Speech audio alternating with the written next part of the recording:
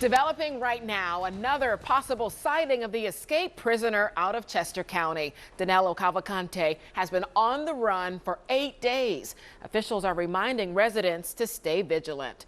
Thursday night, the big story on Action News is the new suspected sighting near Longwood Gardens. Yes, several teams are currently searching the area tonight, and Action News reporter John Paul live in Pecopson Township with the very latest. John.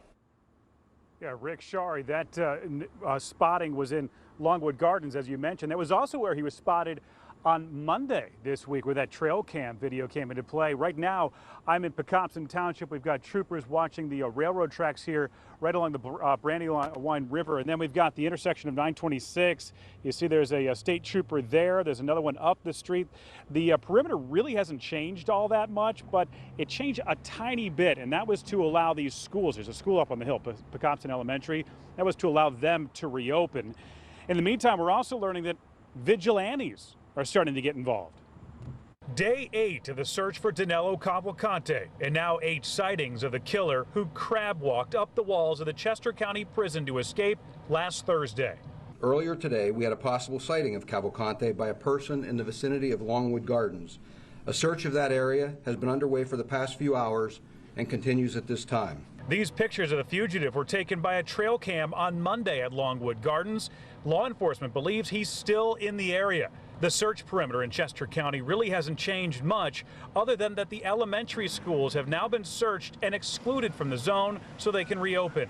We've done this in an effort to minimize the impact on students and their families while we continue with our search efforts. Those efforts are now attracting the attention of civilians looking to cash in on the $20,000 reward. There's some bounty hunters. Today we met Ryan Stiles. He's from this part of Chester County and is now joining in on the hunt for Cavalcante. I fear for the safety of everyone. My mom lives around here. A lot of family, friends still live around here, so it's getting ridiculous. Today he grabbed his pistol and went into the woods to start his own search.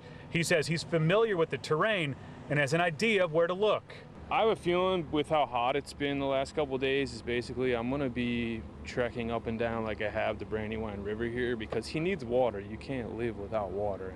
We did ask police about vigilantes joining in on the hunt today. They're asking the public to stay out of it.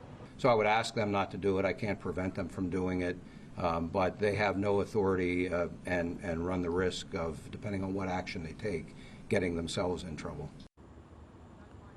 And maybe that's a sign of how the public is getting anxious as this search drags on. I do think it is worth noting that the last visual evidence that we saw was that Longwood Gardens sighting on Monday with the trail cam. Since then, we haven't seen any current photos of Cavalcante, but they do believe he is still somewhere in this perimeter. They're going to keep searching. It's also worth noting that most of the sightings have happened either after dark or pre-dawn. Live in Pecopson Township, John Paul, Channel 6 Action News. Rick Shari. All right, John, thank you.